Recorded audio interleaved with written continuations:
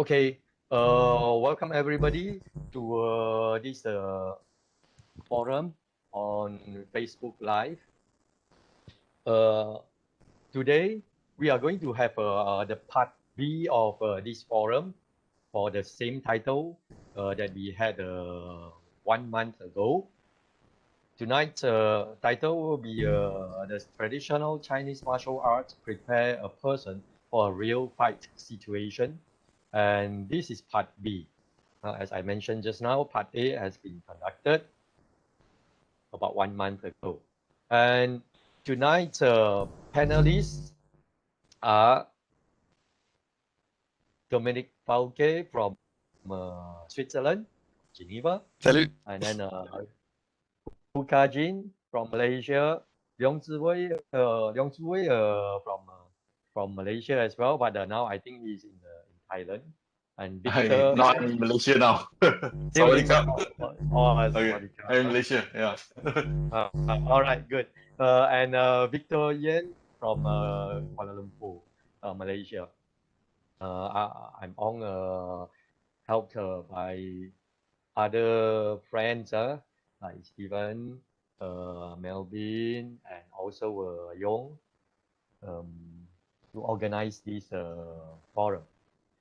Oh, now as the title will suggest, we want to discuss in this forum whether traditional Chinese martial arts we focus on traditional Chinese martial arts because according to the definition of so-called Chinese modern martial arts, or what we call modern wushu in popular in the folk, the definition of modern wushu is just for the beauty, artistic movements and things like that. More or less, I would describe it as a figure skating because we give points for the perfection of the movement. All right, so I put aside this so-called modern Chinese wushu, and we will focus on traditional Chinese martial arts. Okay, and then what we want to see is whether the practice in Chinese martial art, traditional Chinese martial arts, is worth to prepare a person for a real fight situation, a real fight. When I say a real fight, it's not a prearranged set of forms as we see all the time in this so-called traditional Chinese martial arts training. All right. So to put this into the context, I would like to show some videos first to everybody so that we have an idea how we talk about real fight. But before that, I would like to invite our panelists to briefly introduce themselves. So maybe we start with Dominic. Would you like to start introducing yourself? Just a short one. Okay, thank you, Mingtong. So I'm Dominic Falke. I'm currently running a Chinese martial arts club in Geneva, Switzerland. I've been training under Master Pong Chai Kim in Penang, Malaysia for 20 over years. And beside of it, I'm also training, practicing Japanese martial arts, Japanese swordsmanship, like Iaido and Iaijutsu. And okay, that's it. In terms of Chinese martial arts with the Master Pong Chai Kim, I learned Shaolin Chuan, Xingyi Chuan, and Tai Chi Chuan. Okay, that's it. All right, thanks, Dom. So next, we would like to invite maybe Leong. Would you please introduce yourself? Hi everyone. My name is Leong Zuwei. I'm a practitioner of Zhujia Zhongjia Quan, Tai Chi Chuan, Muay Thai, BJJ, and Krav Maga. I'm also a MMA referee and Santa Twister referee. That's it. Thank you. All right, thanks, Leong. Then Kajin, would you like to make a brief introduction of yourself? Hi, good evening, everyone. My name is Kajin. Jiaren. So some people call me Jiaren. Practicing Shaolin for 30 years. First under the first batch instructors of late Master Peng, and then later under the supervisions of Master Peng. Right now I'm in Singapore. Also one of the instructor in Singapore Shaolin National Arts Association. Yeah, that's all. All right. Then I would like to invite Victor to introduce and make a brief introduction of yourself, please. Hi, can you hear me? Yes, Hello, can you hear me? Enough. yes, yes. Okay, I think I'm the oldest, most senior down here. Until I was brought up, I was born in Penang. I was basically brought up in an environment, that time most of the people actually know a little bit of so-called Chinese Kung Fu or self-protection. But personally, I don't really like it. I don't really like it. Until I'm 19 years old, and I saw two Japanese karate men, they're from Kyokushinkai, they came here to demonstrate. I am very amazed. They're so strong. That's how I started. I trained for about 5 years. Very seriously, I trained about at least 2 to 4 hours per day for 5 years. Every sport. Let's make a difference, but unfortunately, towards after the middle of 1980s, due to the economic crisis, I have to give up a lot of things, including my love, that is to train karate. Yeah, those who go through 1980s, they know, very tough, very tough. So I have to, basically have to earn a living. That's how I gave up until somewhere around about 40 years old, 42 years old. I come across an article talking about a Chinese Kung Fu Sifu, his hand is like magic hand, where he can suck people in, he can speak to people. The first thing in my mind is, I think it's bullshit. That is the word. But 1 month later, coincidentally, I went to see him. I was stunned, basically. I can't do anything, by his light touch. On the skin touch, just a skin touch, I really cannot move. I know he can whack me. So that's how I started my curiosity to understand more about Chinese martial art, traditional Chinese martial art, which I mentioned earlier. I was brought up in the environment, but I think most of it is bullshit.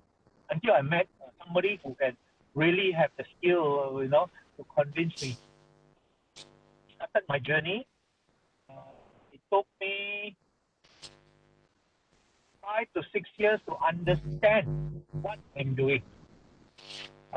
Learning Chinese martial art or traditional martial art is not easy because the teacher always keeps something in the pocket. It's true. So I have to think a way out because keep it very simple. I'm 42. Physically, I'm strong, but learning-wise, I'm just too late. So I did not practice form, but the art that I'm learning is called Yi Li Quan. It's a Hakka art. It's a Shaolin-based Hakka art, soft art. Then how do I learn? That's how what I learn is through connecting hands to people, harassed by people. Then slowly I understand how to apply the skill called sticky hand. I think in the whole Malaysia, I dare to claim I'm the only one who have connected more than 1,000 hands from Southeast Asia. I'm pretty well exposed. Basically, my pastime for the last 10 years, 15 years is basically about searching for few person. And I'm fortunate to come across a few and to have at least some real understanding what is so-called traditional martial art all about. Because of that also, because of age also, I have been slowing down because in the end of the day, I just realized the most of thing is about needs. MYTH, we are only human. Still come from practice. Anyway, taking a lot of time from y'all. Thank you. All right, thanks, Victor. I think you have touched hands with more than 500 persons, because we say more than 1,000 hands. That means if everyone has two hands, then even 500 persons is a lot. Many people. So I think it means more than 1,000 persons. All right, it's okay. So as I say, yes. No, I say, Victor, I think you should, invite the Guinness Book Record of Malaysia to put your name inside the book. Guinness record. Okay. Since I say this is part B, so I just make a very short summary on summary on what we have discussed in the first part of the same title. In general, all the participants they were agreeable that extra fighting training skills are needed for a person to be able to do a real fight. If you just practice those forms, or what we call kata in Japanese, it's not enough. And competition is not equal to real fight. That's what we have from them. And also still not very conclusive one is the familiarity with a specific fighting system or style might help in winning the fight, such as what we see in MMA. If you have someone with a new style of fighting coming in, you might just make a so-called a small revolution, if you want, in the system. So without further ado, what I want to do is to share some videos on this YouTube first. I hope that you can see my YouTube movie on it. So first one I want to show is this one. The competition of sparring held in Taiwan in 1996.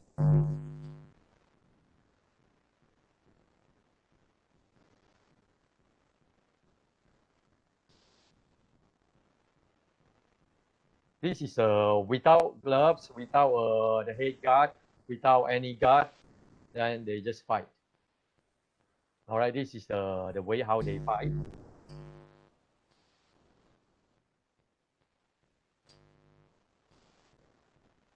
I think that from here, what we can see is there's a difference between this fight and street fight. Maybe except there's a referee over there. Okay, I think this one I stop it. All right, then I would like to show also another one, which will have something to do with this MMA fight, when there is someone with a Senegalese wrestling coming in. Then we see that the system is is totally changed. We see this first, this part. Also, yes, he's been learning and training.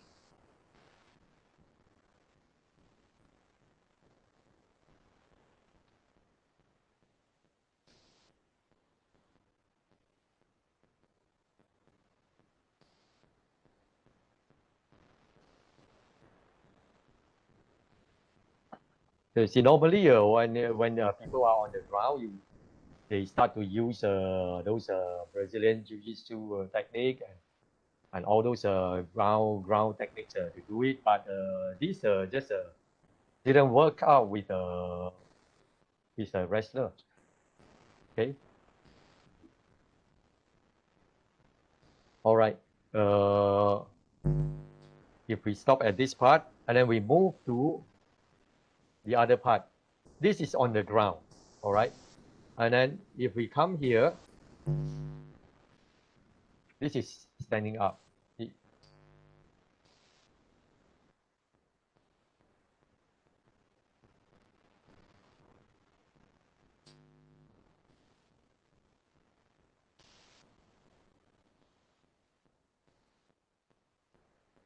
Okay, so what I want to say is this is still under this so-called competition environment. That means you have a referee. When you are almost being killed or almost dead, someone will come in and stop it.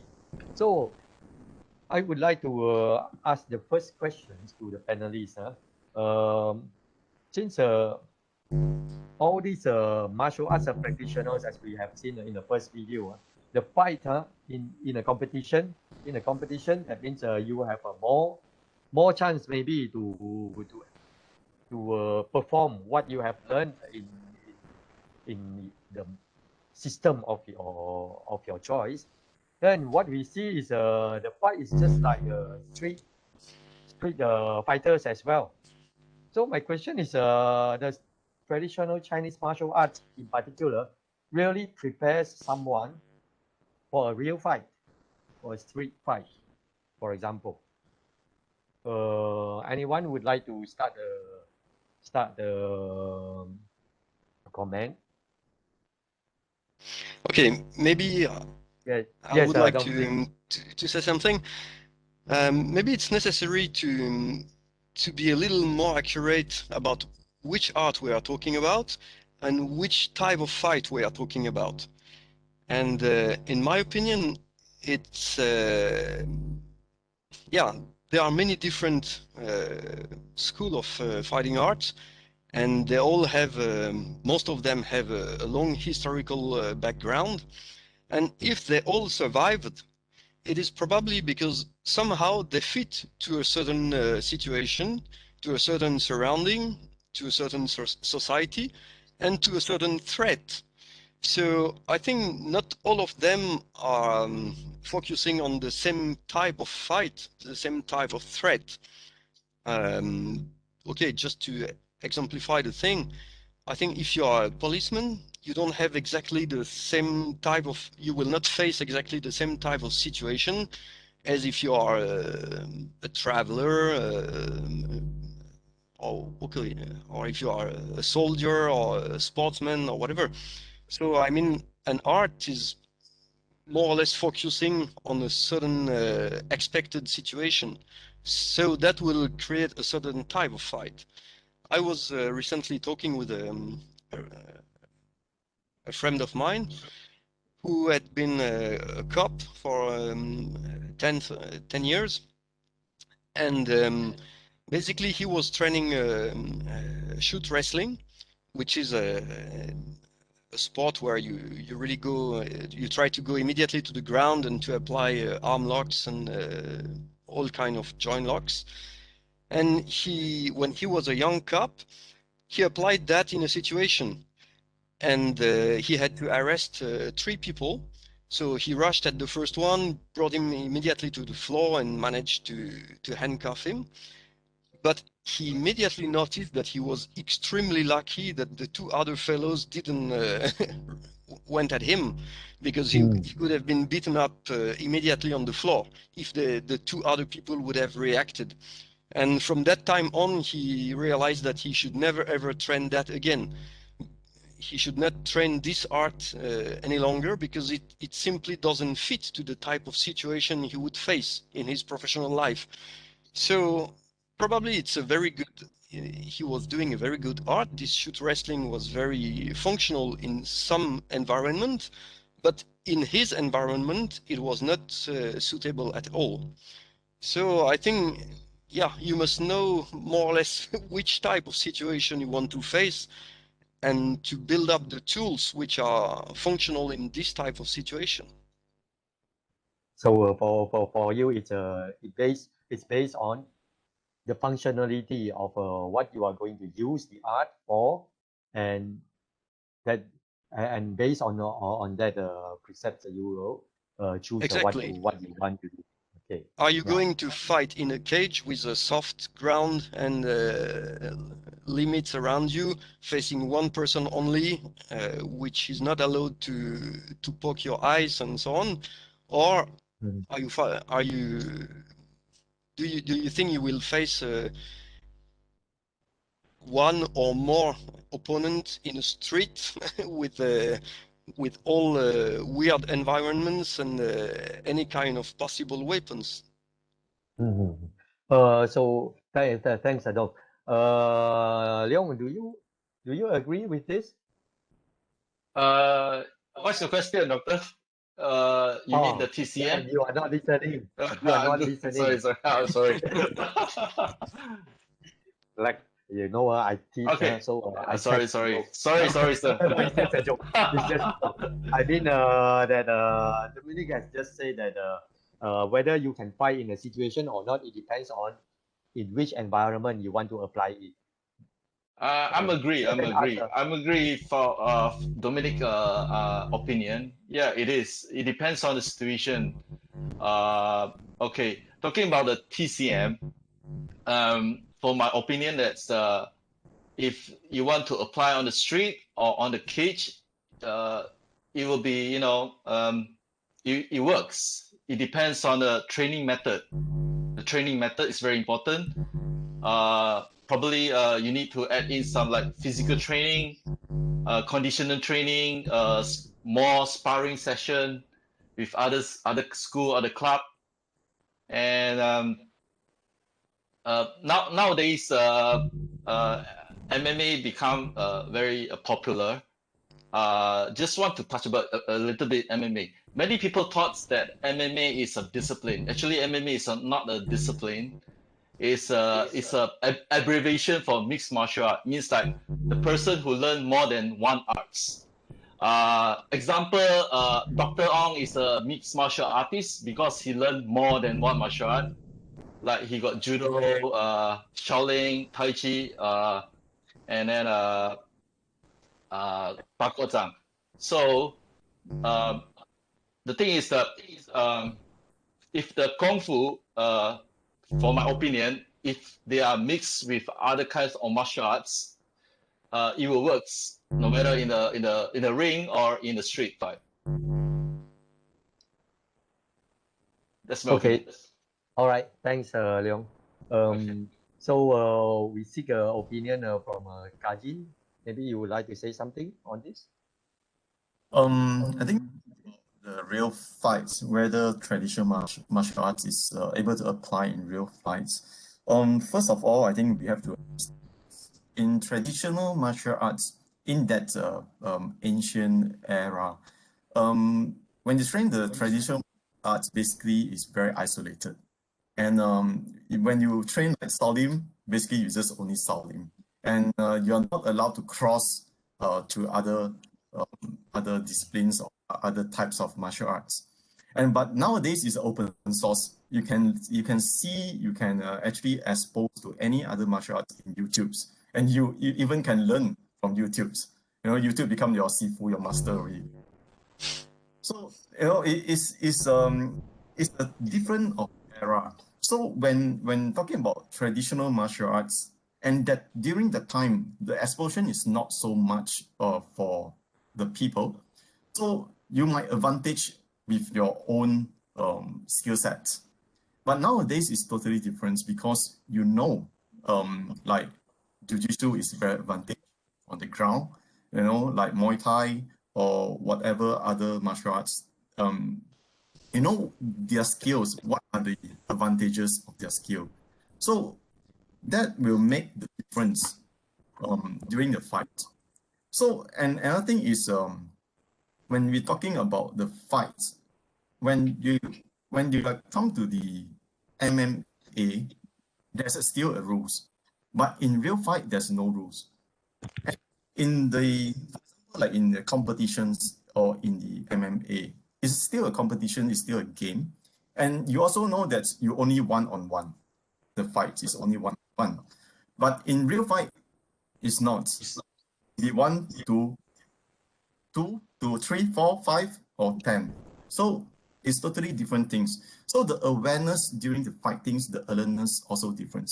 And like, for example, if you're using ground, the ground fight, or you're doing the grabs on the ground, it might not advantage when you're like 1 to 5. So it's totally different. So it have to depends on the situations, like what Dominic said. Yes. Yeah. Okay, thanks, Kaji. And then we want to ask our senior. We are not saying that he's old, he's elderly. Okay, so all right. What's your opinion on this? Okay, we go back because our topic is talking about ACM, traditional martial arts. As Hajin mentioned, old school you have limited, limited exposure. That's why people start comparing. Hey, my one is better than that one because everyone is basically cocooned in a small environment. Let's go back slightly off track. If you were to have a chance to look into all martial arts from YouTube, all available classic martial arts, let's say 1950, 60, 70, 80, 90, even 2000, 2010 and 2020. You can see all kinds of martial arts that still have evolved and improved. Agree? Okay. Agree. Because of exposures. So, now, when you use the word martial arts, you use the word art. So, it's very individual. Individual character, individual physics. And again, the age. When are they learning, their size, their weight? Because if you're talking about solely based on learning the form to fight, no way. In today's world, no way. It's already proven from my last exposure, no way. The problem is, in order for these traditional martial arts people to go into the ring to fight one-on-one, I will tell you, it will look like MMA. It will look like because of the ruling, because of the so-called learned effectiveness. You will realize that you become a homogeneous, almost the same, no difference. Okay, but personally, I am fortunately and unfortunately involved in a few fights before, real fight. 1 against 1, 2 against 1, maybe 12 against 3. I'm lucky I'm still survived. I tell you, that time you don't talk about martial arts anymore. You just whack. You just whack. So whoever can't take the whack, or whoever can't take the whack, you whoever hit first, you get it. So in the end, it's about speed, power, and stamina. No matter how good you are, what master, after 48, your heart cannot pump so hard anymore. After some Still- time, like a small car, the exhaust pipe sound is very loud, but actually no power. You can't even lift up your hand. So Oh, I can still hear you talking very loud. So it's okay. Your heart is still okay. So in the end, I would say martial art, traditional martial art or martial art is an art. It depends on individual. But when trouble come in, when the gatekeeper, his background is a teacher, versus another gatekeeper, his background is a bouncer, is a gangster, you will immediately know who is better. So it's not So about in the that art. case, Victor, sorry for interrupting you. So do you think that those methods, Question, Gong Fa, and then the forms, we call katas in Japanese, and then also other practices in traditional martial arts, are they still useful? Useful in individual. Because connection is not so good. So yes. Okay, you're talking about individual self-defense or fight? Can't hear you, Individual Victor. self-defense or fight? Can you hear me? Yeah. Can you hear me? In self defense or in a real fight scenario, are these 套路 the forms and also the methods, all the exercises we used to train in traditional Chinese martial arts. Do you think that these are useful? Listen. Based on my exposures with different style, I think it's relevant. It's all depend on how a person focus from or develop from what they learn along the way. That means there's some fundamental basic. A form is like lyrics of a song representing the style. That is how you remember. You see, last time people don't write. Most of the martial art master don't know write. So they either create poems or they create a form. But the trouble is they purposely elongate it. Because in the end of the day, the most effective technique is maybe 1, 2, 3 units.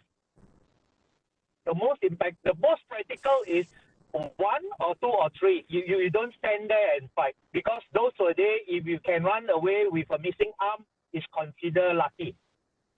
Because saving the life, maintaining survival is very important. Since the day no.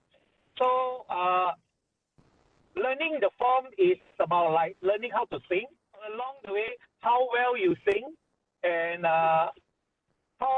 where are you? That means the environment. If you put in the environment of notorious environment, you need to fight to survive, then you become very effective in fighting. Or else, if you put in a very secure area, you are not allowed to fight. You get into big trouble, like maybe Taiwan now, or in China, you fight, you have to pay for the damage. Then in the end, because of lack of practice, you think you can only, but you really can't. But come again, martial arts, whether effective enough, is again who. All of us are very good, but who is our opponent? That is my opinion. So in the end of the day, I would say, yes, it's effective. Beside the culture, it's effective because when you train for it, physically you're strong. So when in the vigorous struggling, how many seconds can you last? How many seconds can you last? I mean, your heart can able to continue pumping. It depends on your consistent training. Thank you.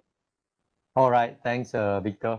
And then how do you think, Leong?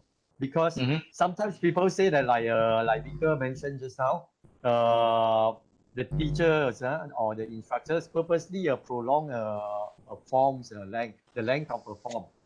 Maybe it's for their survival lah, because they can sell for a longer time instead of learning just in 2 days. Then they have to learn a form during 3 months time. And then okay, this is sometimes we hear that kind of argument. And how do you think if we practice those methods and also the forms, would it help, or it's useless in a real fight? Okay. First of all, yeah, talking about especially traditional Chinese martial art, the Sifu, they always save the best. You know, I mean, yeah, Victor's right. They prolong the things, the training, and then they doesn't teach all the, doesn't give all the training to their students, and they will keep the best one for himself. All right, and then and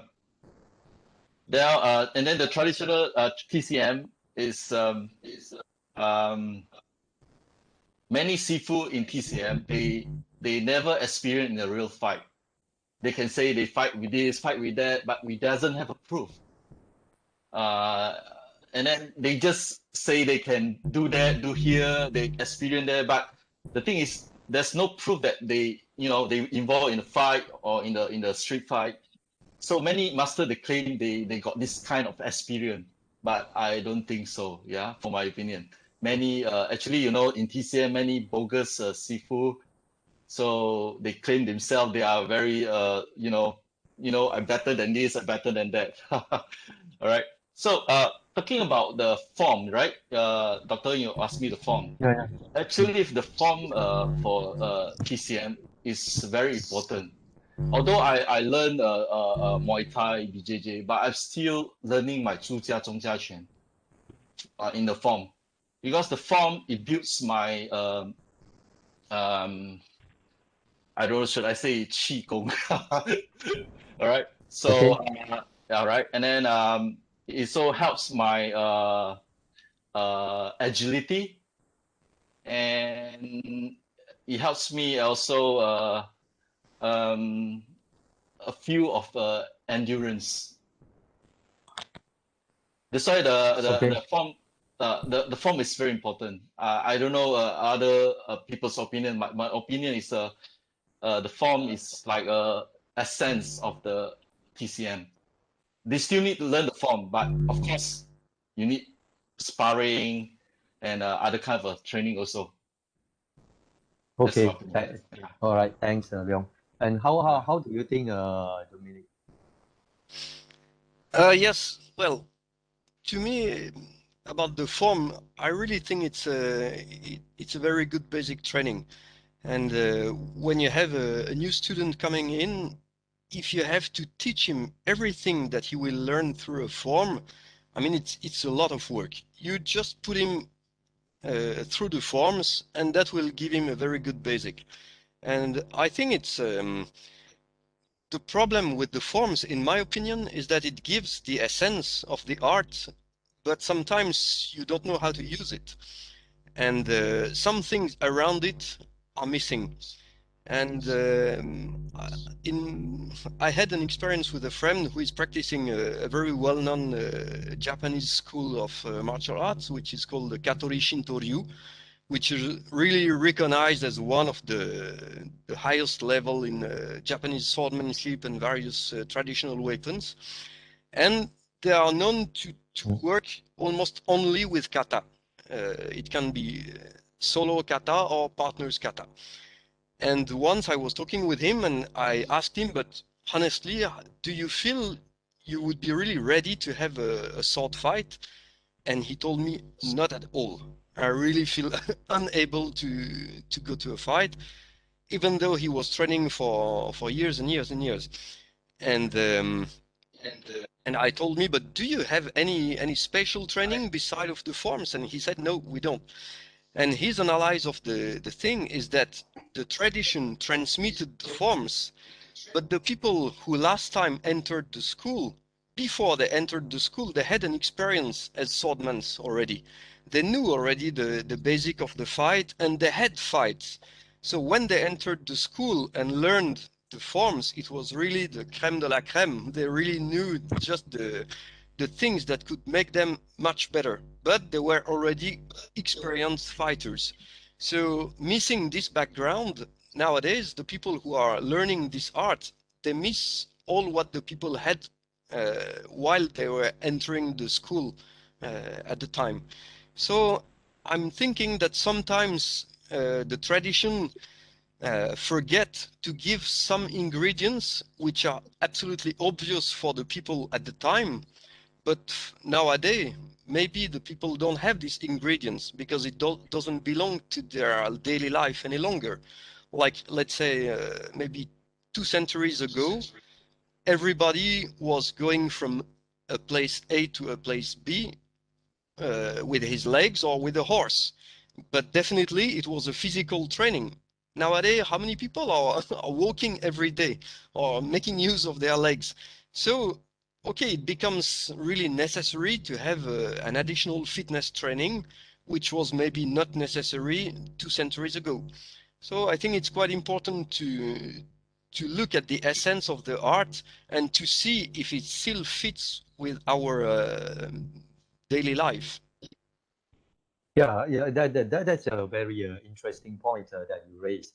And also another point is you need to know, you need to have your baggage already, set some of your baggage already, so that you can make use of what you learn in Yeah. in the form or certain elements in a school of martial arts.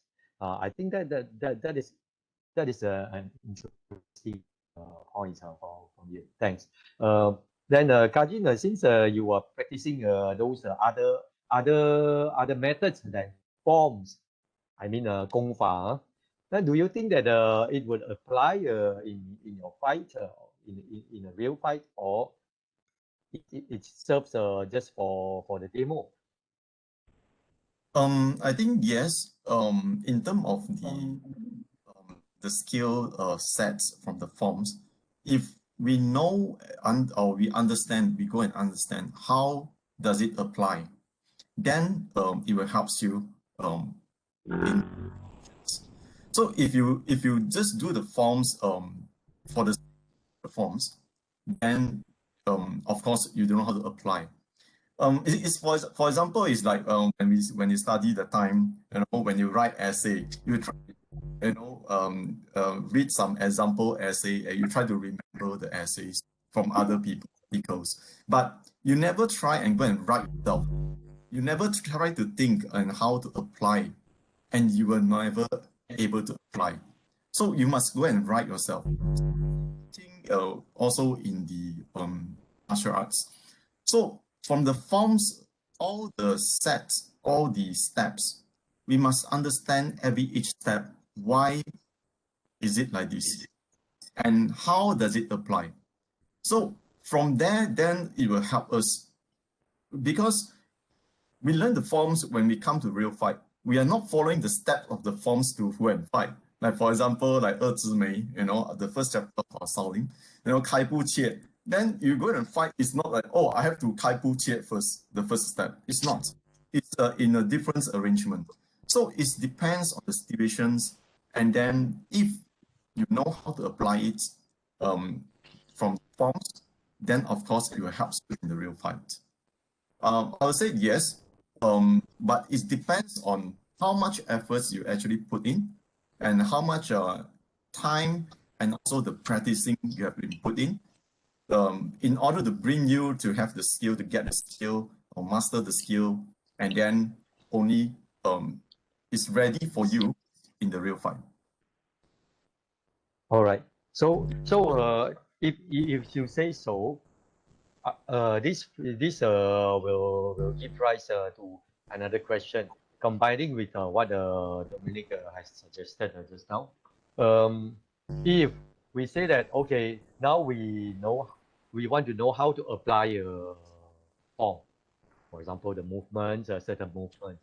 And if let's say I don't have the baggage of a real fight, never fight in a real fight before, how am I going to interpret those movements? And my interpretation might be all really imaginative and useless in a real fight. So how would how would the traditional Chinese martial arts training help a person, let's say, without any baggage of a real fight, without any experience at all, to make use of the existing system, so that this person can face really well in a real fight? So, of course, we are not saying that you must go to the outside the street and fight with a stranger. So, of course, when you train the forms, you train the steps, the skills, the techniques, and then to like do the drilling. For example, like in Tai Chi, they have the Tui Shou. Then if you're talking about like for us, if you want to do the real fight, then you have to do like the sparring or whatever. You must go on the drilling and try to drill, and then you see how you apply and use the techniques and apply it. So that's what helps you in real fight. Of course, it's not the same that you just train the forms and then automatically you know how to apply it. No, you must go and digest, think, and how and why you have to do this and how you want to apply it. And then only will helps you, and you will have a more flexibility in the fight. Okay, understand that point. But for to answer this question, I think Leong might have the real experience in that, or near real experience, because you started your training in traditional Chinese martial art with Dato' Lee Tusen. Lee Tusen at the beginning. Then by that time, I don't know whether you were a fighting cock or not previously, but from this, then you enter into Muay Thai, for example. Those are semi-real fight already. Although it's not a real fight, but at least it's a control, a real fight, right? Yeah. So how do you feel? Do you feel that what you get as an interpretation from traditional Chinese martial arts forms or other training methods could match with those Muay Thai fight, for example?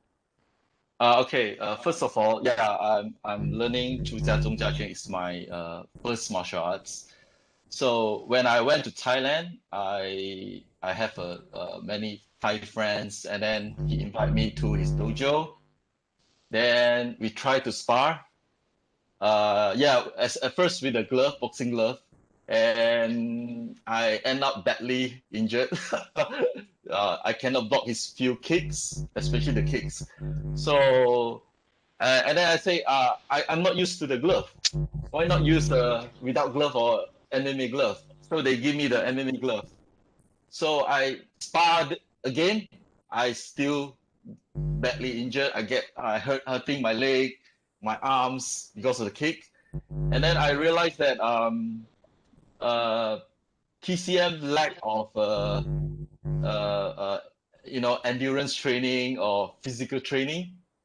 Like Muay Thai, they always do they always emphasize on a lot of trainings, make them strong. Okay, so at the end, I learned Muay Thai. I joined them and learned Muay Thai. So after I learned Muay Thai, I feel that because I have a 朱家中家拳 background, I feel that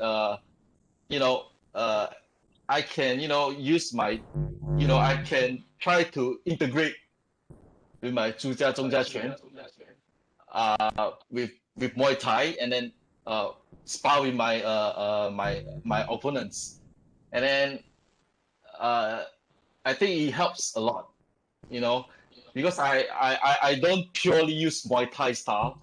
After after I learned Muay Thai for a few months, then I try to integrate my 出家中家拳, and then it's like I can do some 出家punching. Example, I don't use my like boxing type of punch. I use like we call it 春劲. Oh, impulsive punch, Yeah. That's right.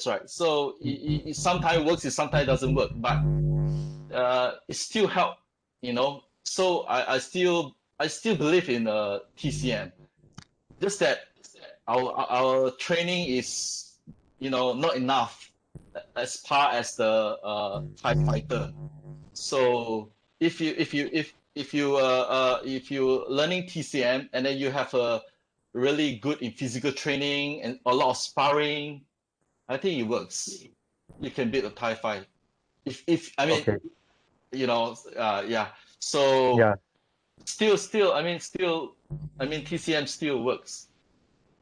So you are saying that TCM, the traditional Chinese martial arts, it with the baggage that you have, it was helpful for you to integrate into Muay Thai fight. Yes. In your Muay Thai training. Yeah. So yes. okay, thanks, Leong. And come back to Victor. If a traditional Chinese martial arts background can help in other more real fight arts or competition or even in real fight, how do you think? Do you think that for example you have touched hands with many people? Do you think that that can help you in real fight, or since you have been fighting with people as well in the street, so do you think that fighting skill can help you in developing or improve your pushing hand skills?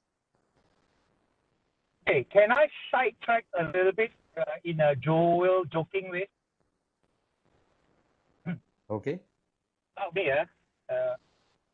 Today, if all of us, after having a drink, bullshitting, talking about how many girlfriends you have, how you fool around with girls, then I bring all of you to today, or those days nightclub, surrounded by one or two girls for each of you. They start touching you. What is your reaction? In more cases, you will know who is experienced and who is not experienced. Do you agree? Possible. Just go in, this is an experienced guy, or this is just talk off only.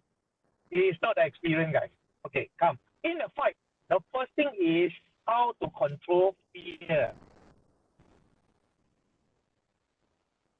Controlling fear is true. Repetition of training, beaten up or used to the environment. How fast can you get used to the environment? Okay. Second thing, your eye is a window. Okay. Immediately, your eye will cause trouble to you if they don't get used to the environment quickly. Banging sound, that's why in traditional martial arts, people shouting, people bang on the table is the first trick in all traditional martial arts among the experienced people, fighters. They bang the table first. If the person is not experienced enough,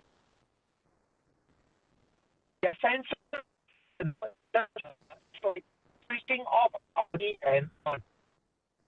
What you see on the TV is how fast can we open and how fast they can close down. That is to determine a TV quality.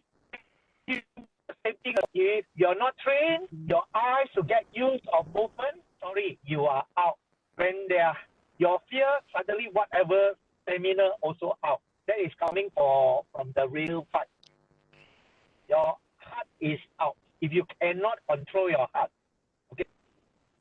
So whether you fight or not, first thing is in some of the higher level thermic traditional does highlight, because that is my experience. So when a person able to fight or not, they have to get used to the environment. So for you, the experience of fighting, of real fighting, is the most important to decide whether you can fight in a real situation or not. Let me relate. Can I relate two stories to you? I was fortunately and very unfortunate to be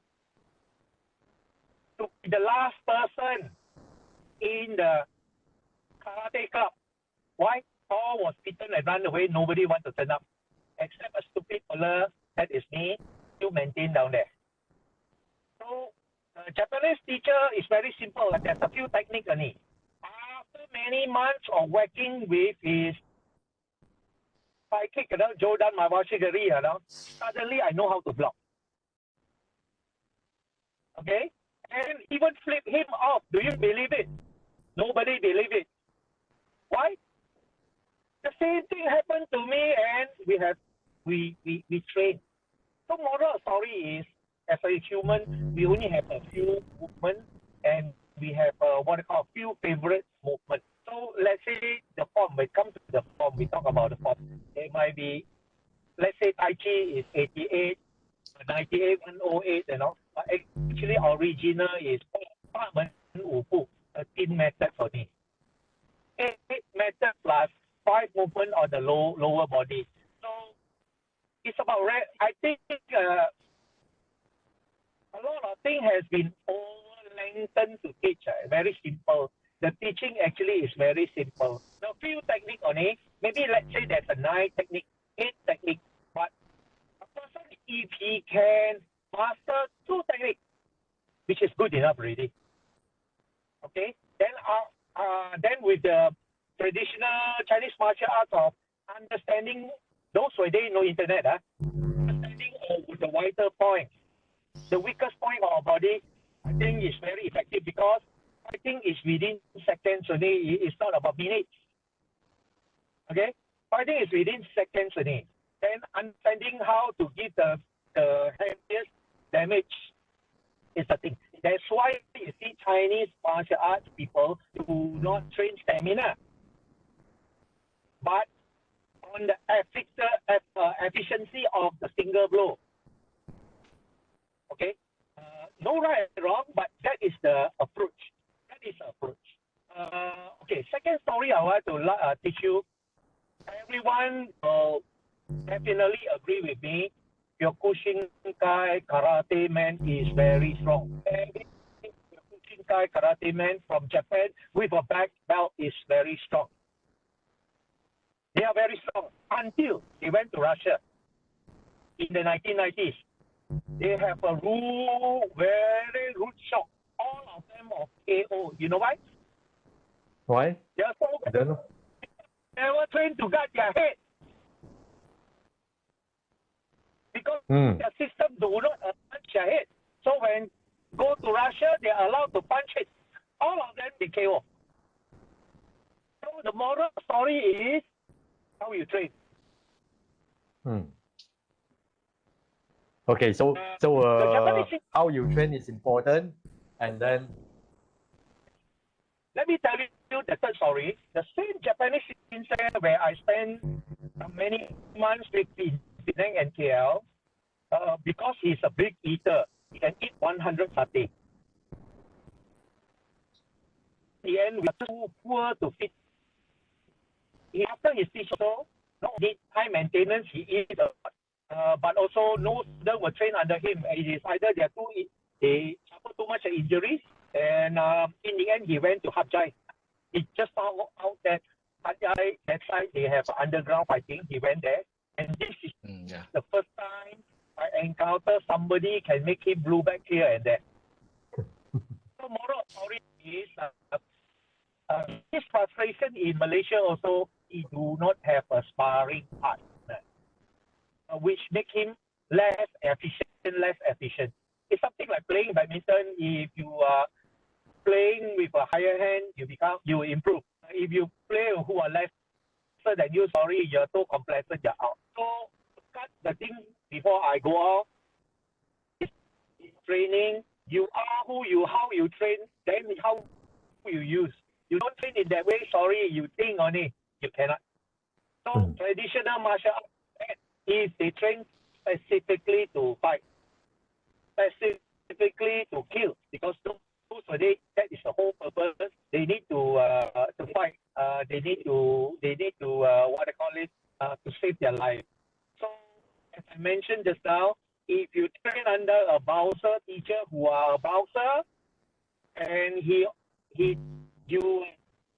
your working environment need to always use your skills, will be a different breed as to compare to a very nice, very knowledgeable teacher who never fight and who don't talk about fighting with you. Thank you. Yeah, thanks, Victor, for your enlightenment. Those stories. You say that the Kyokushinkai karate practitioners. I'm not criticize anybody. Later on, the Oyama people will come to my house. I mean that when they fight each other, they are all in a competition.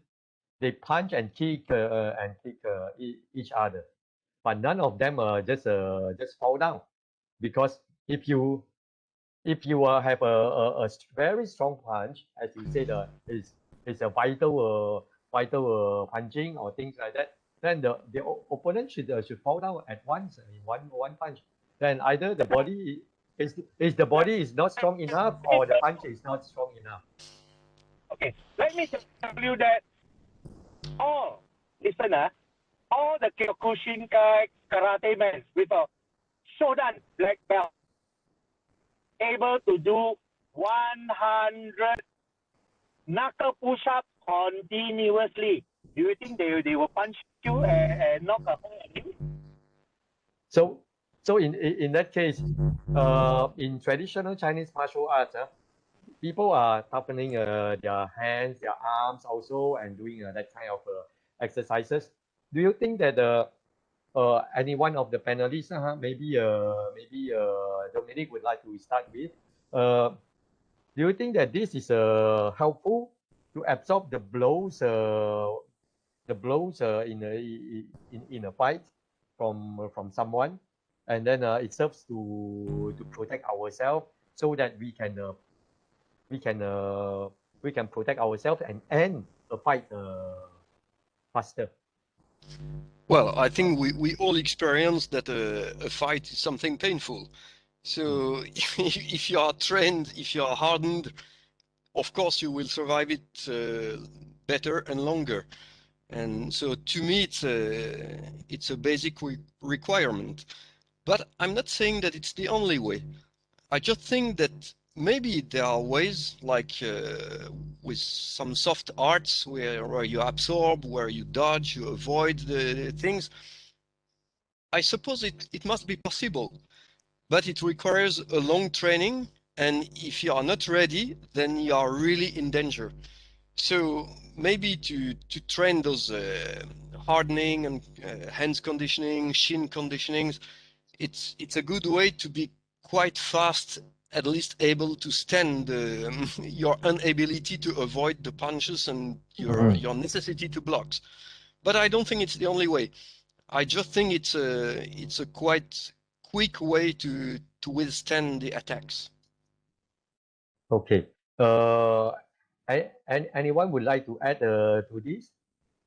Those who do a lot of hardening exercises. Gandhi, maybe you want to say something? I think yes, of course, it helps in certain extent, but of course, it's not everything. I would say that we have to take it how to say, we have to take training as a summation. So when you train your strength, your speed, the endurance, your stamina, the conditioning, everything are summations. And when you apply to the fight, if you train it, if you have the techniques, you have the skill, you have the hardness, it will help you when it comes to the because it's a submissions. When come to the fight, then of course it depends on what do you have. If you train it, you have it, then of course you can use it when in the fight. If you never train it, you never go and experience it, of course you don't have. So this is a very it's a very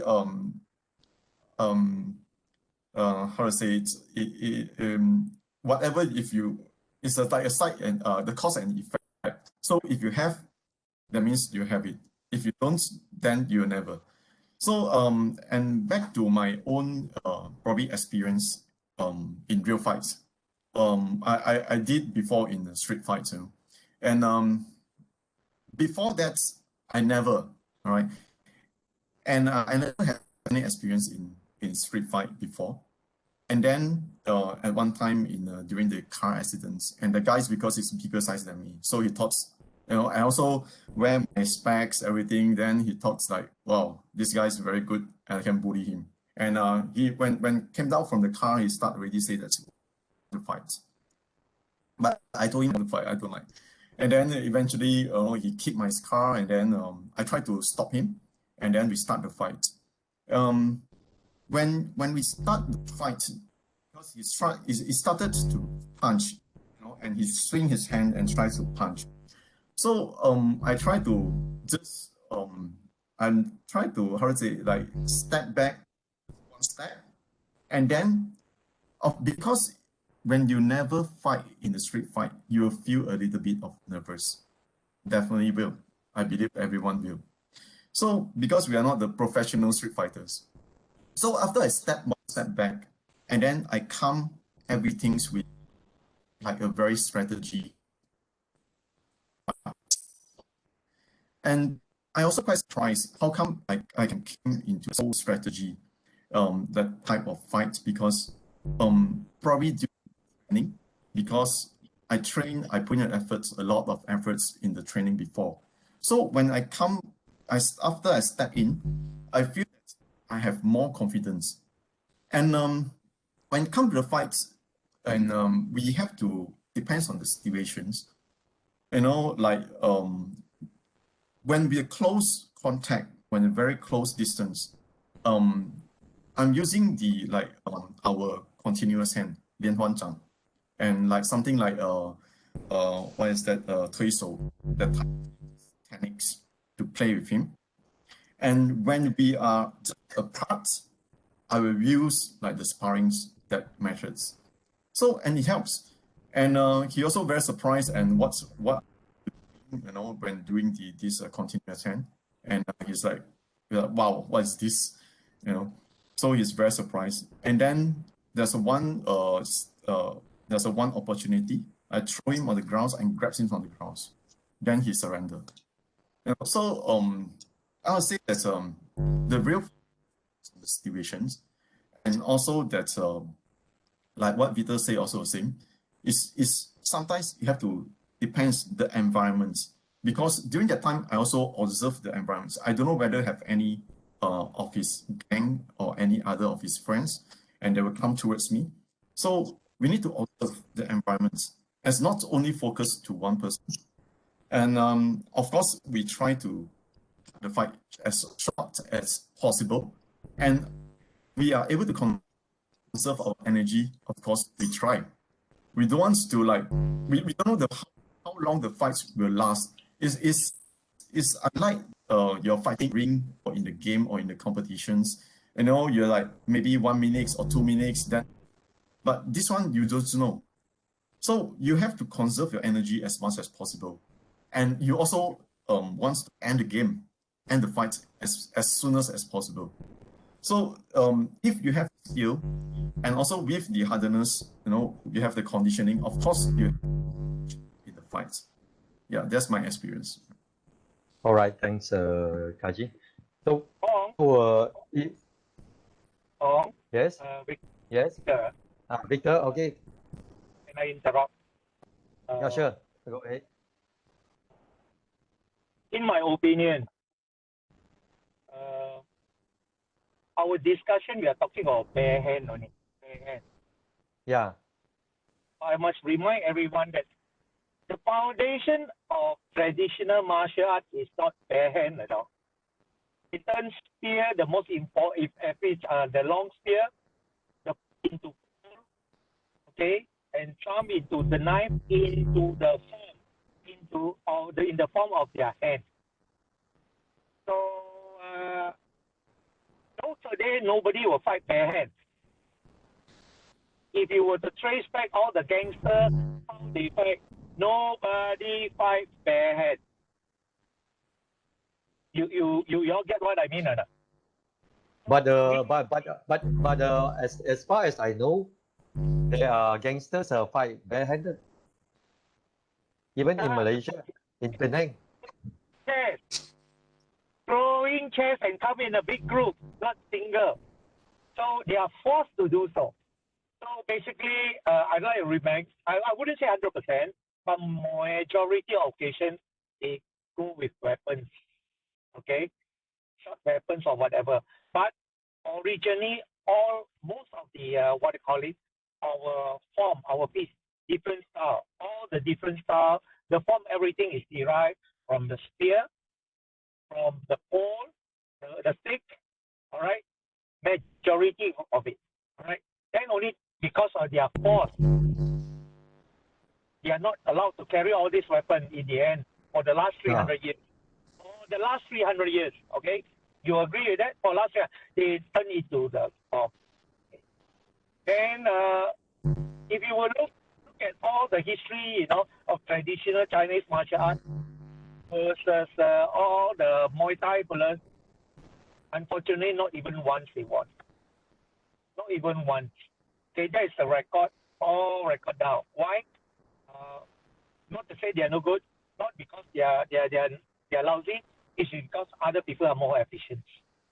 They have more energy to complete the job. Okay, the training. So in the end, it's training. Anyway, thank you.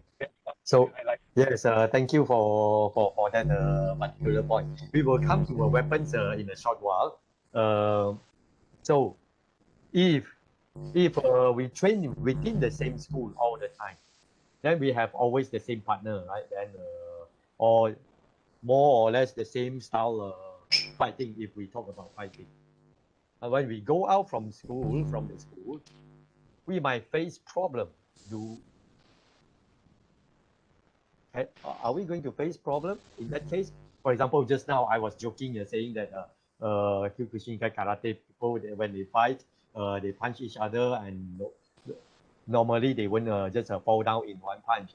But we know that it's under the competition condition, and then they are prepared for the punches and to punch and things like that. So that's a specific under certain conditions competition condition.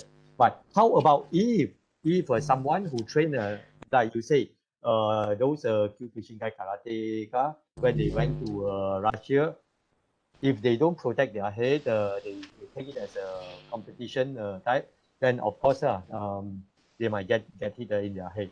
But in general, if we say that they are not limited by those rules and things like that, when we train in a school and without going into a what we call mixed martial arts, would the person survive in a real fight? If the person only train, I say that train in a complete set, forms, Okay. those methods and sparring, fighting, everything they have trained. But when they go out from the school, will they survive a real fight? Since they are not, if they are not familiar with the real fight outside their school. Okay. Can I say something? Yeah, please. In 1985, the Japanese instructor came to KL, started a school in Jalan Imbi. You know where is today Pavilion, the corner? There's two bungalows. Two bungalows down there. It's turned into Pavilion today. He put a banner there, the strongest karate. You think all the gangsters will go and see him? In 1985. So he put the banner there, the strongest karate. So all the gangster go and see him. In the end, nobody dared to say anything. Okay. Let me tell you that in 1980, somewhere around 1981, Singapore, there's a small man called Peter Chong. Okay, he's the chief of Southeast Asia Kyokushinkai Karate man. So he is the bouncer taking care of a place called Orchard Tower. Those were days famous. Those were days of Singapore gangster. So the story.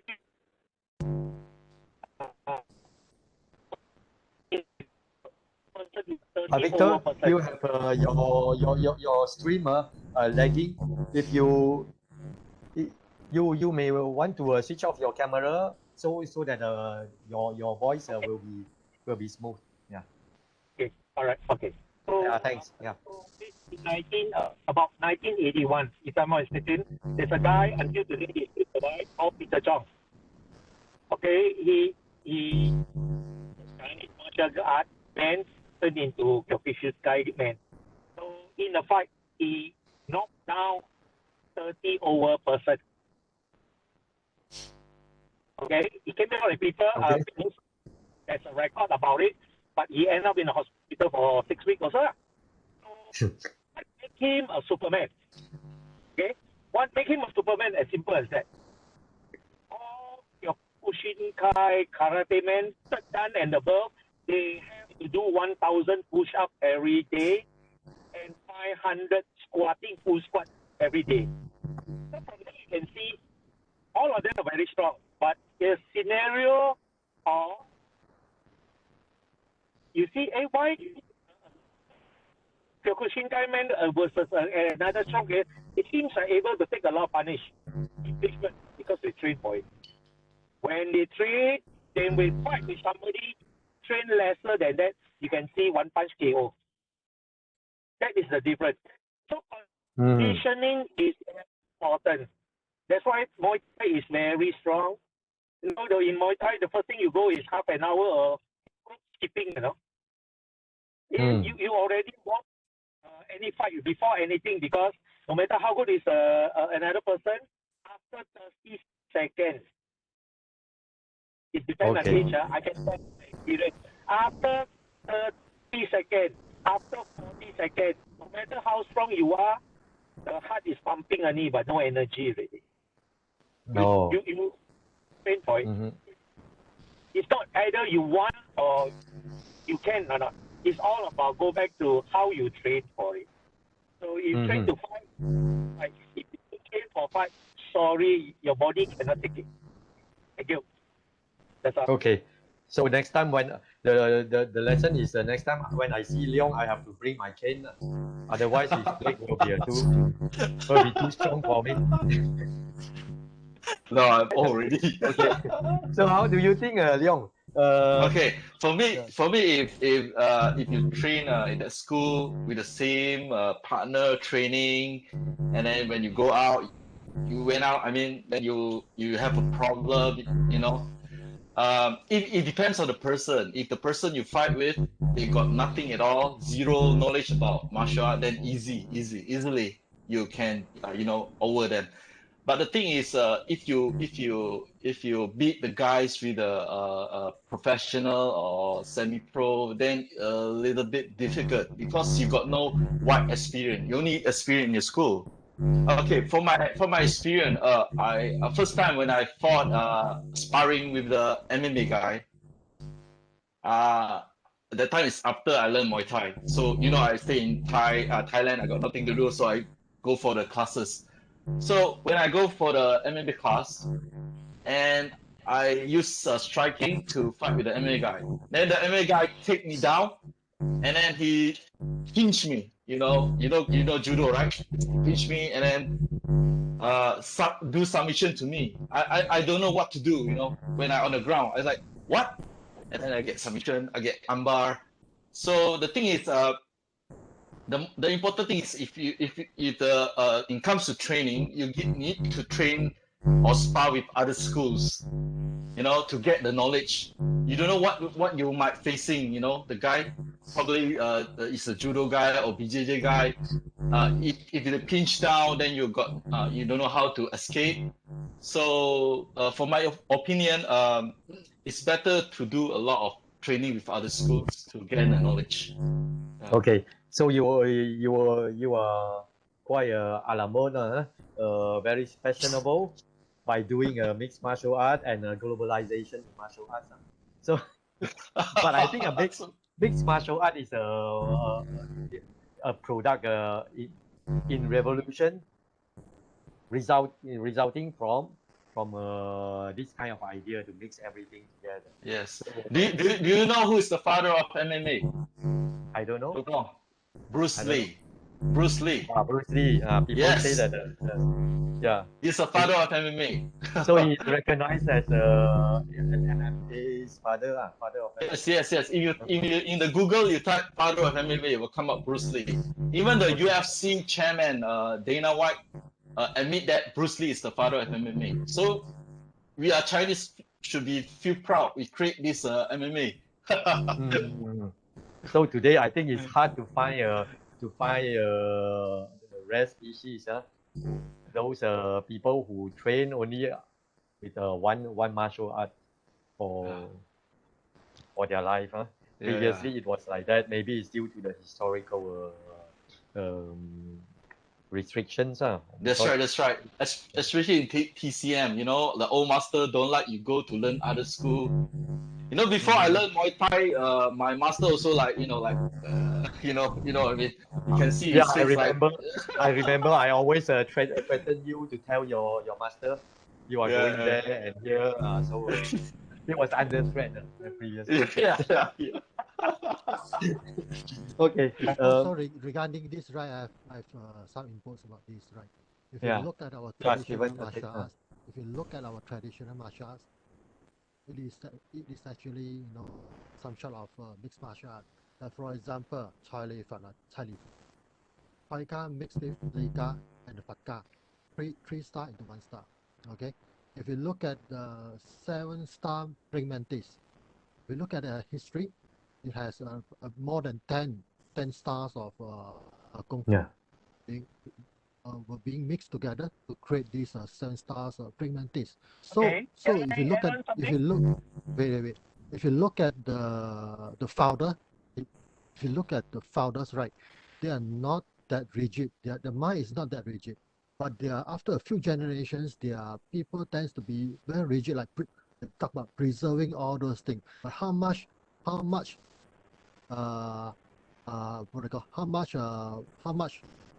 skills have been passed to them, they receive it fully. And then if let's say they only got around 30%, what is the point of preserving the 30%?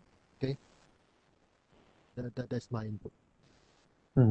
So Dominic, I would like to ask your opinion since you from foreigner become local Malaysian type. So you spend quite long time in Malaysia, and then even when you speak in English, you have a Malaysian accent a bit also. So when you practice with the late Master Pong, for example, you see that he learned many different martial arts, Chinese martial art, and even boxing, things like that. And then, how do you feel his teaching? Whether it's a very purist or he has a very open mind in his teaching. Yeah, I think he was quite how do you say? He respected a lot the tradition, but he was not a traditionalist. Like he often told me that tradition is very important and you have to learn it and to understand it, but you should not worship it. And to him, that was a tool on which you have to use to work on yourself and to make yourself better, but not to think that the traditional is something you have to worship. And to me, about this question of all the different martial arts you could learn, I see it a bit like, okay, let's say on the MMA scene or like this, every year or second year, someone is coming out with a, as you said, a kind of little revolution, a different style, which seems to be working pretty well. And everybody is rushing at that. Oh, okay, Brazilian Jiu-Jitsu is very good. We all do Brazilian Jiu-Jitsu. Or Sambo is very good. The next year, everybody is doing Sambo. And next year, it will be kickboxing or whatsoever. And in my opinion, it's a little bit misunderstanding, because what happened is not that Sambo is better than Brazilian Jiu-Jitsu or whatever. It happens that someone is really good and really well trained in his art. He's very good in Jiu-Jitsu or in Sambo or in kickboxing or whatever. Of course, you need to be well-rounded. You need to know a bit of everything, but you cannot be a specialist in everything. So to me, it's quite important to know a bit about everything, but to keep your ground. And I think it's quite a tendency when you have a fight with someone to be dragged on his land. So if you meet a grappler, you will tend to cling, you will tend to grab as well. And I think it's quite a mistake. You should keep your own identity. You should fight on your own ground. You should stay where you are good. Like, to me, it happened once that I was supposed to be sparring with a guy, but he had a very tough understanding of the word sparring. And since he was very muscular and had very heavy punches, okay, I had a little bit hard time. And at a certain time, almost by mistake, I jabbed his eyes with my fingers. But it was really unfortunate. But I touched quite lightly his eyes. He was instantly out of combat. And then, okay, I realized that facing someone really hard, if you can find the gate, you don't need to be as strong as him. You just have to be accurate and determinate. And a good example of that is this Spanish tradition of the corrida, where you see the people fighting a bull. And you see the guy fighting the bull, he's just dressed like a clown. I mean, he has little pink socks, and he's just dancing in front of the 500 kilos raging bull. And at the end, he kills the bull with a needle. So, okay, it's a caricature, but just to say that I don't think it's a good idea to try to be good in everything. You must know everything, but specialize in something. Okay, so this specialization is what we use to train ourselves, and how we absorb all those so-called essence from our training. All right. Yeah, exactly. Yeah. Kajit, maybe you would like to add something? Yeah, I would say that yes, we are minded and not too hard-headed. They're saying that we the traditional martial arts just like that. We can actually conserve the forms as the traditionals, the forms, but for the training wise, say that we need to improvise so that we can improve ourselves, and also that following the trend or whatever, so because nowadays, as I say, that it's an open source and you can see others, so we must learn from others. We must understand our enemies, so we must understand, so still keep our own our own arts as a core, but then we just understand of the enemies. So what are their advantages? Then it helps. You know, Okay, so thank you for all this. So far, we are talking about all these bare-handed fight and things like that. So in traditional Chinese martial arts, we know that there are so many weapons. Officially 18 so-called official weapons, and we have other strange or magical weapons as well.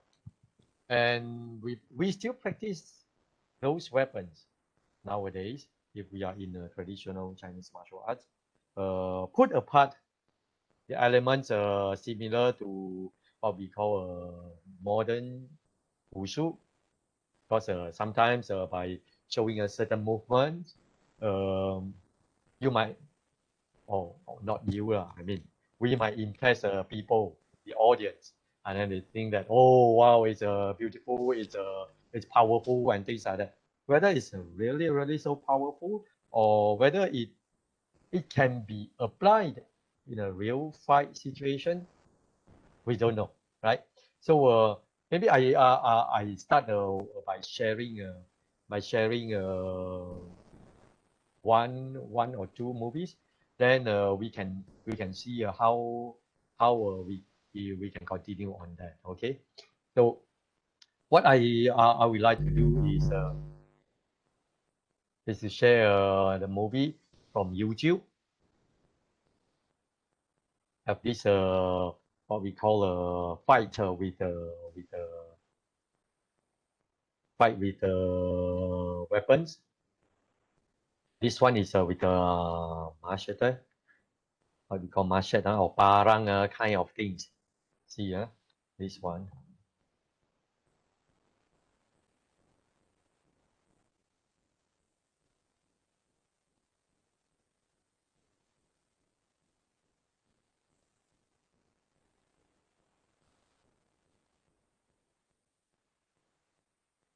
Okay, this is one. And then we have the other one as well.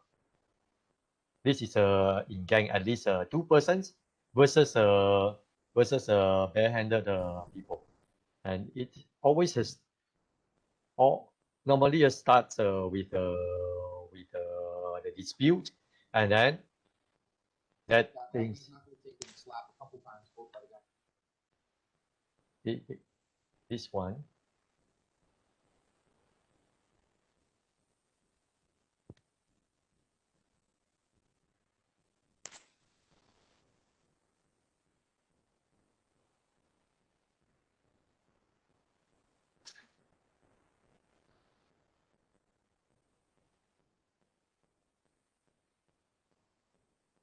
Okay, so suspend here. Whether he's killed or not, I don't let you know. No, anyway, it's on YouTube. You can see it. The others who had the weapons just left the person alive.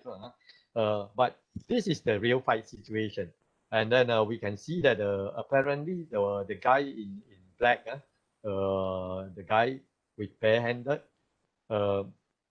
situation, he apparently had learned something in martial arts or things that he knew relatively well how to fight by keeping the distance, give the kick and things like that. But at the end, he was cut due to his own mistake because he didn't keep a good distance. So in this case, when we see the traditional Chinese martial arts weapon forms or weapon patterns, do you think that it's realistic to say that it can apply in those real weapons fight? Dominic, maybe you would like to start with, because you have experience in training with weapons in traditional Chinese martial arts and also in Japanese traditional martial arts as well. So please go Okay. ahead. Okay. At first, I think I would quote from Victor at the beginning. It all depends who you meet. Who is your opponent? Is he an experienced fighter, or is it just someone who grabbed a knife or iron bar? I think that will make all the difference. And I would just give a very funny example. I've been teaching Tai Chi Chuan in an art school, a school for actors, for about 10 years. And once I had a student who was really not so interested, let's say in the first year. In the second year, he started to do a little more. And in the third year, okay, he was a bit more active in practicing Tai Chi Chuan and Tai Chi Chuan for actors. So really the main aim was really not self-defense or real fighting or whatever like this. And this fellow was from far not my best student. Honestly, I would not have bet a single cent on him. And it happened to him to be once in Napoli, in Italy, with a friend of him, another actor, which I know. And I got the story of from both of them. It happened that they were in a street at night, and suddenly a man faced them with a knife and wanted to rob them. And this this funny guy automatically grabbed him, applied an arm lock, and disarmed the aggressor. And the guy was so surprised, and then other people came around, and he ran away. And really, I told him, but man, are you crazy? You could have died for it. It was just why didn't you give up your wallet? And he told me, I don't know. I really have no idea. It came out automatically. And I really felt, I don't know what I did, but I really felt that it was coming out of my Tai Chi training. And I was really the hell of surprised. And I think even myself in that case, I would have been cut or I would have given up my wallet. But this fellow managed to do an incredible thing. And okay, so, well, you can never say for sure what is possible or not. But yeah, obviously it's to have a basic training is always something which is extremely helpful. But then after this basic training, to become really skilled facing a raging madman with a machete or whatever, yeah, I think it's a lot of work to increase your surviving ability. Yeah. Okay. Thanks. Victor, have you ever fought with weapons? What would be your opinion if we use what we learn from traditional Chinese martial arts, or what we see in traditional Chinese martial arts, if we want to apply it in a real fight with weapons? Okay, since I told you I go around meeting a lot of people, I also heard a lot of story.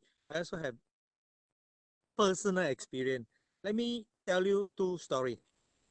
One, I was surrounded by 10 over people. Then actually nothing to do with me. I don't want to mention name. It's another 2%. They are gangsters. They know how to fight. Versus a group of people trying to tow their car. And I'm stupid enough to walk into the circle because my car just arrived. I came down and stupidly, what happened, you know, this kind of situation. You know what he did? Got nothing in his hand except an umbrella. And in the situation, I can tell you, he can control everybody with his presence, with the umbrella touching the floor, you know, holding and touching the floor. And in the end, I just realized this is his skill. This is a knife skill. That means he draw the umbrella, you know, the head, the point, the metal point on the draw. Anybody coming, he will swing like using a machete, you know, the Chinese one. So in the end, he gave me one advice. Sometime down the road, never fight bare hand. First thing. Okay, that's the end of first story. Okay. Then, as you know, wherever I go to a new place, when I'm free, I always ask for, is there skilled people around? Then I was in Kota Baru. Oh no, it's Kelantan, Kota Baru. You heard about a person called Chi Kim Tong? Chi Kim Tong? It's in Kuala Lumpur. In the 1950s, 60s, he's in Dungun, Terengganu, and he's a bus conductor in Kota Baru. I was told he used a broomstick to handle 10 over people, and not by one person, by many people in Kota Baru. So you think it can be used or not? Yes. Okay. This So is it's the two closest. One thing is like say the preference and my personal experience. It definitely can. You cannot, because when you hit people, also your feet can be accidentally injured. Yeah. So it's happened to many of the boxers also. So weapon is the way. You don't do bare hand. So, thank you. Yeah. Okay. Thanks, Victor. So, for Kajin, you wanted to say something, right? Go ahead, please. Okay, for this about the weapons, I think it's about similar to the bare hand.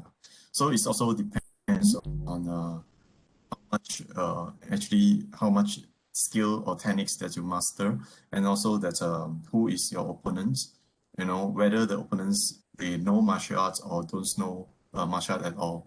So like what Peter say, if it for those that don't know martial art at all, with the broomstick, of course you can handle many people. But if those that they also really master some martial arts, then might not able to. Maybe it's a different situation already. So and also that when I learned this Shaolin that time, the seniors also told me before.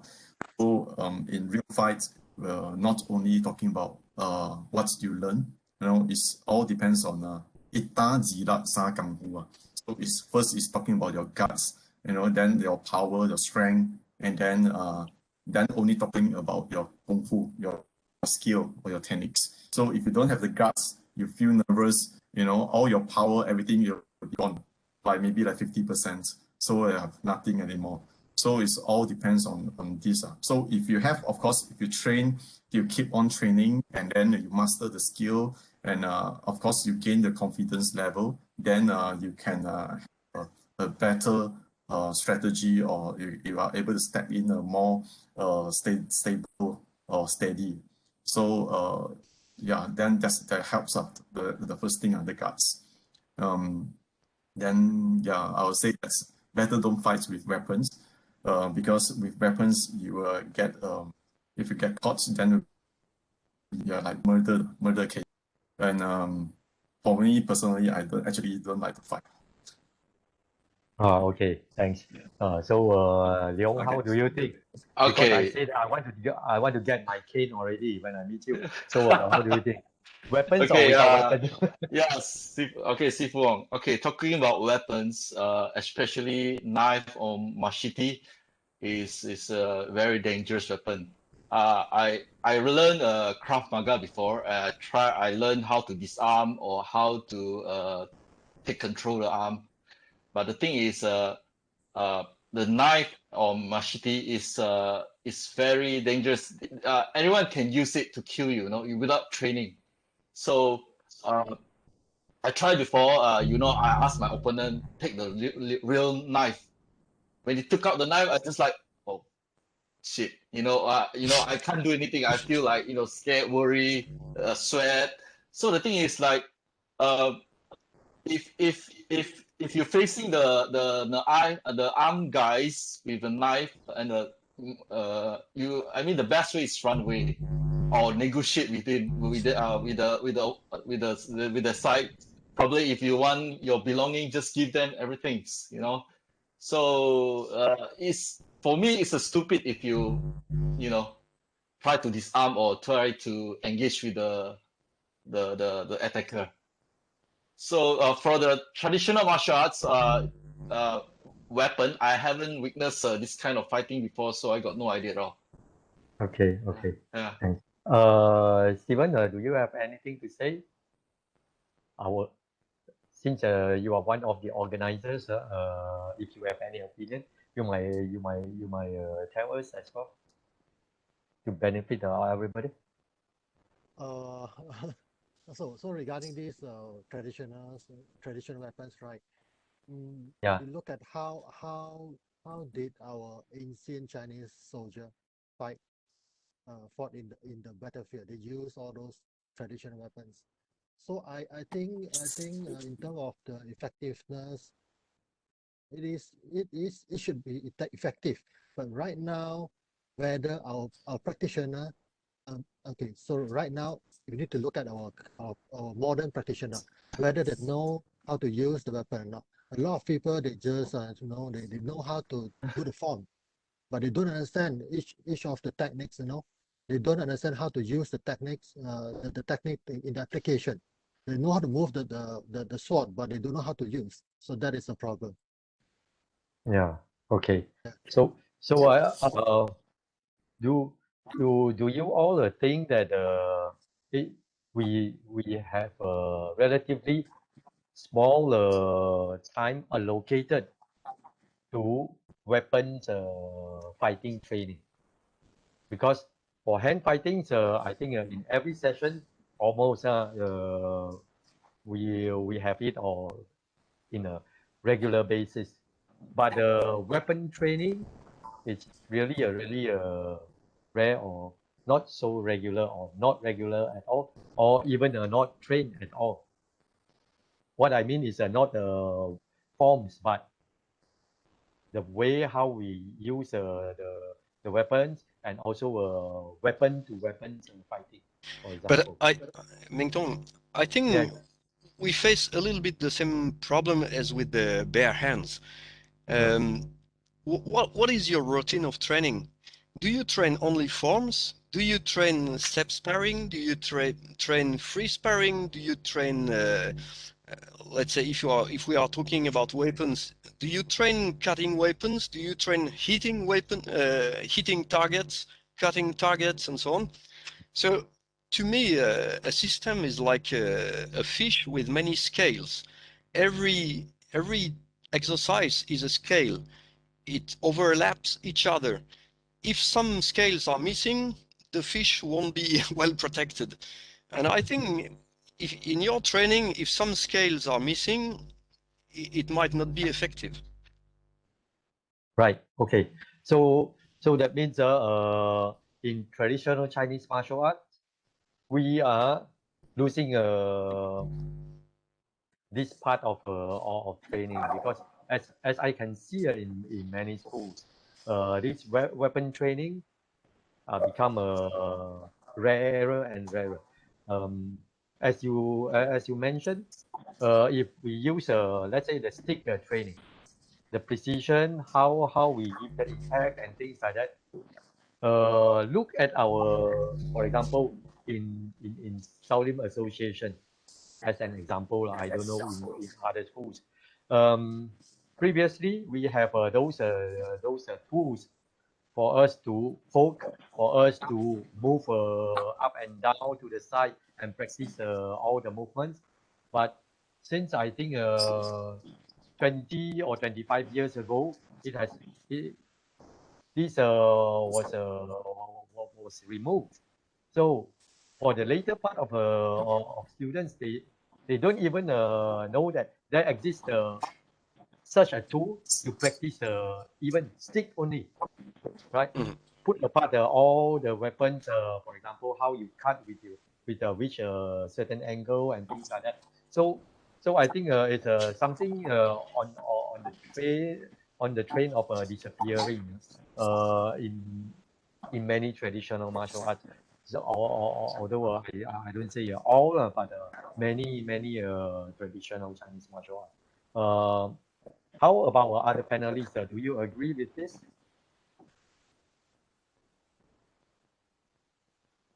Kajin, since you are in the big image, so maybe you start.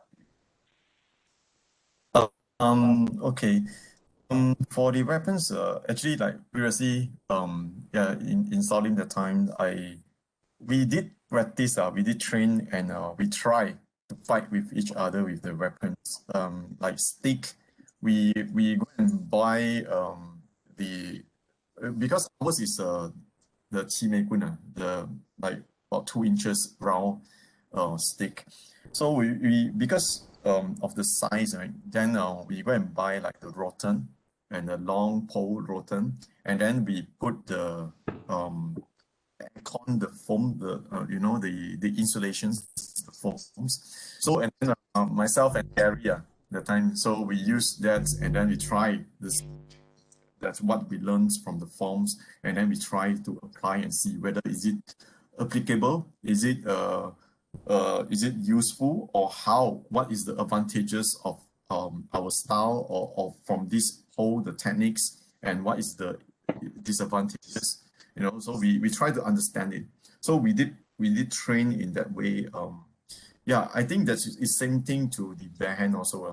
So we need to drill, we need to try and go and drill, then only you can experience. Otherwise you just train the forms, of course, you just know the forms only. You just go and remember the forms only. And then you don't know, we might not know how to apply.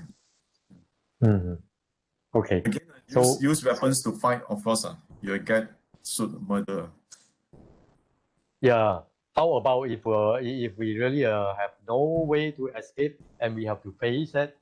What do you think? How much of the chance one can survive? Yeah. Of course, when we have to depend on the situations, and also that if we are not, I think back to the intention. So if let's say we are just to defend ourselves, then of course, right, and you are able to defend from the case.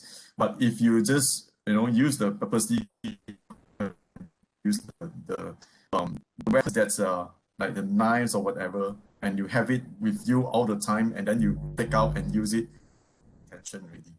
So yeah, then I think this will be a different case, and it's quite hard for you to go and defend yourself, and don't get yourself trouble, and because of I would say the silliness of other people, and then get yourself into trouble. Although yes, we train martial arts, like our master said, the late master Pun Chai Kim, he always say that we train martial arts is we're not able to 不刺眼前亏. So we are not losing during that time, during that situations. So at least we are able to defend ourselves, and of course we have a chance. Then we try to escape. Don't go and fight until like like in the movie you're like a hero. The last person standing at the scene. So yeah, I'll say that yeah. Okay. And I think it's yeah, maybe one more last thing. I think is talking about the traditional martial arts, right? So I think the ancient days they use the skill or the techniques for surviving. So it's for surviving skills. So because of maybe the laws is not strengthened, is not good enough to protect the people. So you need to have some arts to protect yourself. So it's a surviving skill. So and then after some times until today, we are more civilized already. We might not really need the arts, but we train. It's no harm that we train. We have the skills, and when we need it, we are able to use it. Okay.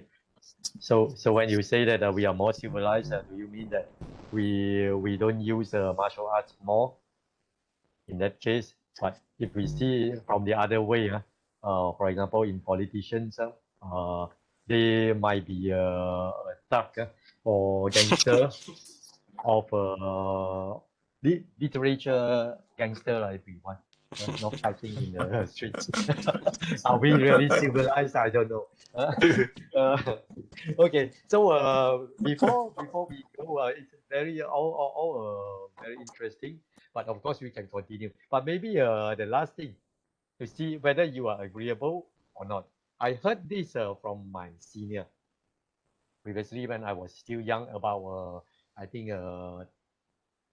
13, 13 years old, around 13. The most is 14 years old. One of my seniors told me, "Hey, Bing Tong, you don't care so much.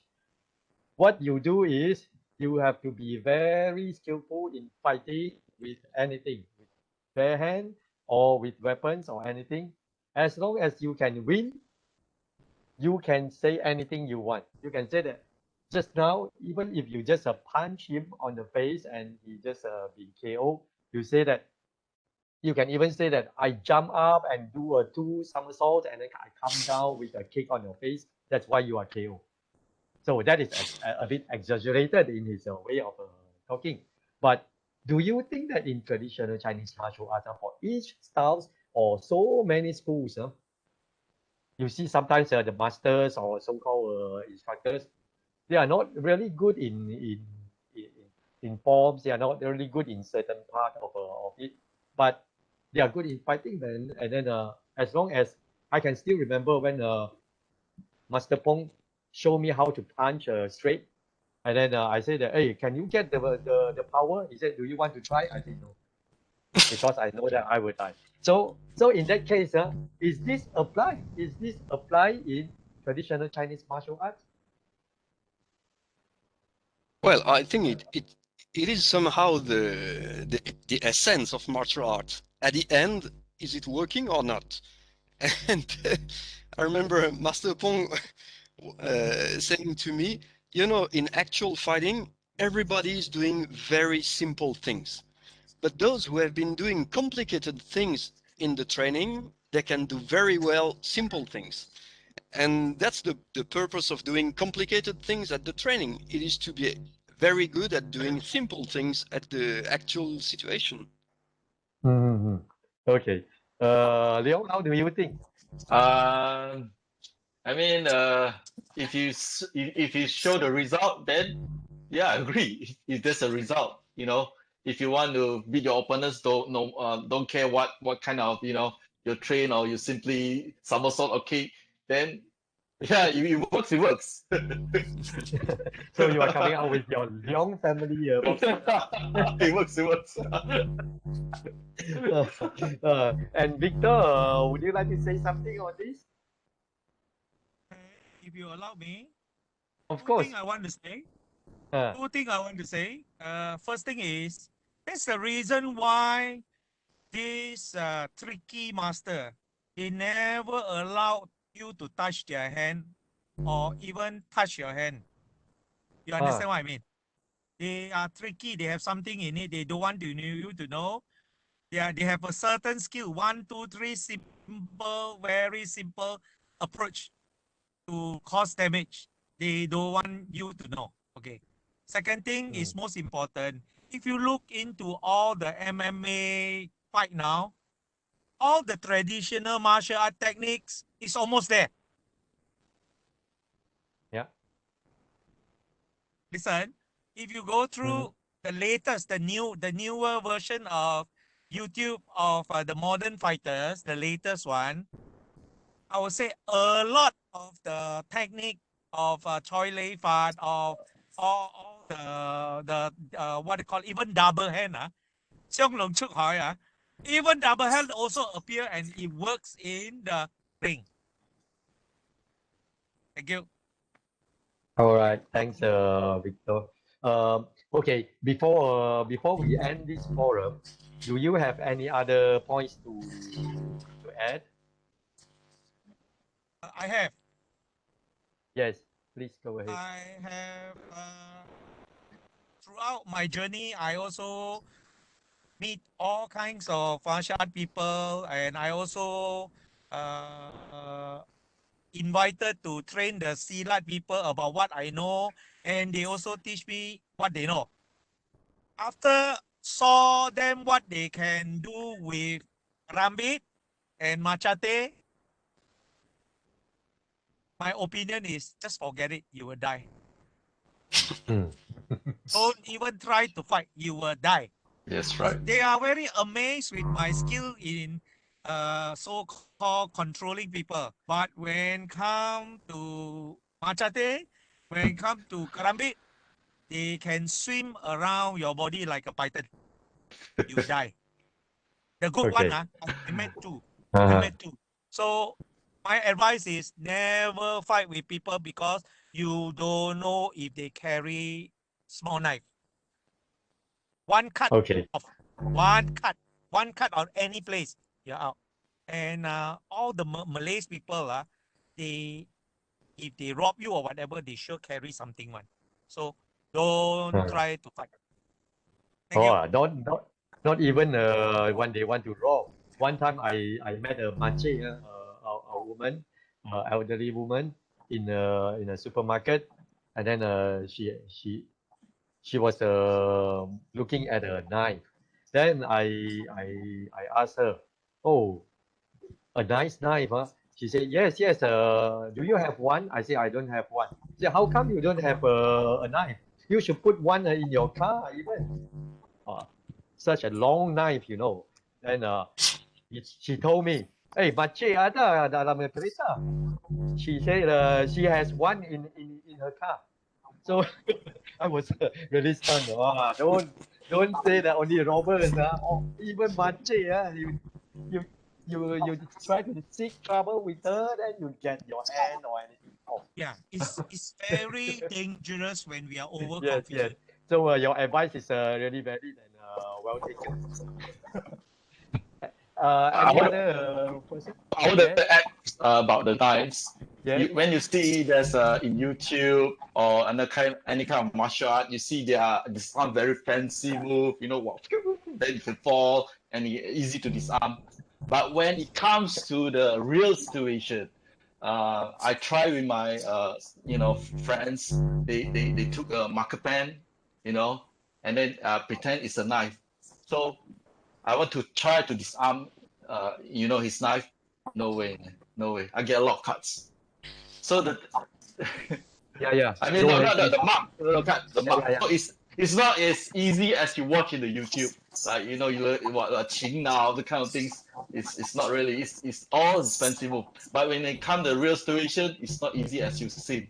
So yeah, for me, knife attack means like 50-50 surviving. If you got no choice, are we be corner and we face them, it's like 50-50. Even though you train the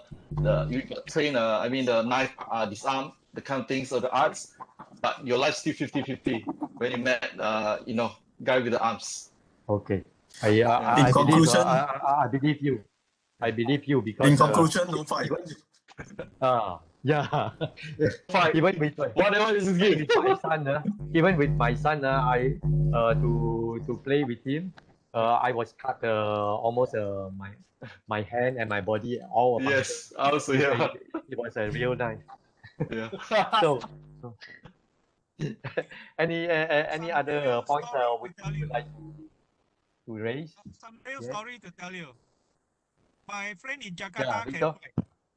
But a friend of mine, when he's young, he can fight. So he saw a small size guy, challenging him, try to rob him. And the guy only carry the bicycle spoke. Ah. Huh? Ah. So he fought with him and he beat the guy. But that guy just spoke right into his stomach area. No bleeding, nothing. The second day he got fever. The third day he lost his kidney. Oh, see? Oh. Wow.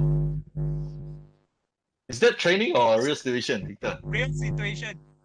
Real He situation. beat up the guy. The guy only give him one poke with the spokes, Just imagine a small battle, He go back, no painful, nothing. But second day he get high fever. Third day he lost his kidney. Oh. So moral story, don't fight. It's very dangerous. Yes. Yeah. My Okay. last fight, my last real fight, 1-to-1 same bare things. hand, No whole bars is when I'm 52 years old, about 6 years ago. Today, I will tell you, I'm damn bloody stupid fight. Because luckily, I don't have to implant anything or any of my tooth. I don't have a puncture eyes. Don't do that. It's bad. It's Okay. bad. The real thing is different because sometimes your condition is not right. You are really good, but your heart, when you're aged, your heart cannot take that kind of pressure. Hmm. So if I come to the conclusion of this forum, both is we learn martial arts and we better don't fight. Definitely. Yeah, you're right. No. Okay, that is a bit of joking, because I don't want to be so pathetic either. So what I want to say is we learn martial arts to up to certain extent. We can use that skill in a real fight as long as we train as it should be, and also we meet the opponent who are weak enough for us to play around. and if it's true, and when it comes to something, fight with the strong guy. well, when it comes to those weapons or shafts, then we better don't fight. We go get away. Otherwise, as Leong said, 50-50. To play the strong, the smart way. And also, like Kajin mentioned and Billy mentioned just now, we just try to find a way to get away from the scene. Yeah. So I think to train martial arts is not only to fight, only use our brain to save ourselves. That is more important. Right. Mm-hmm. All right. So I would like to thank everyone of our panelists, invited panelists, on behalf of the organizers, for your time and for your participation, and sometimes for being strong enough to resist my joking. So that kind of things. So thanks a lot for your input, and I hope that all of us can improve ourselves in our martial arts journey and go ahead. I also hope that in traditional martial arts we can have more this kind of open heart discussion with open-minded people, and together we improve traditional martial arts in its evolution. All right. Thank you, everybody, and good night. Hey, thank you for organizing. Thank you. Thank you. Okay, Thank you, the Bye-bye. organizers. Bye. Good night. Thank you. Bye. Bye-bye. Bye.